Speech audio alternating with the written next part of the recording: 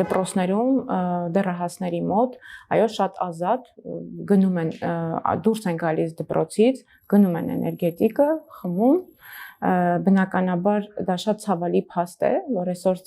այո ծնողները չեն հետևում այդ փաստին, որտեղ իրենք չեն էլ կարող պատկերացնել, որ օրինակ այդ երեխան էներգետիկը խմի եւ գնա փորձի ֆիզիկական ինչ-որ ակտիվություն անի, դա կարա բերի մինչեւ իսկ հանկարծամահության, սրտի կանգի, ինչու, որովհետև խթանիչների պատճառով իր մոտ կարագանա սրտի աշխատանքը, սրտի ռիթմը եւ երեխան հնարավոր է չկարողանա արդեն դիմանալ դրան եւ կարա բերի մինչեւ մահացության սրտի կանգի։ Ինչու է հիմա այդքան շատացել դեռահասների մոտ հանկարծամահությունը, եթե մենք ուսումնասիրենք, այսինքն հետ գնանք, տեսնենք ինչ է կատարվել, կհասկանանք, որ Սննդակարգում եղել են էներգետիկ ըմպելիքներ, որքան են դրա մասին չի բարձրաձայնվում, պետք է ասել, որ էներգետիկ ըմպելիքները հատկապես դեռահասների համար չարիք են։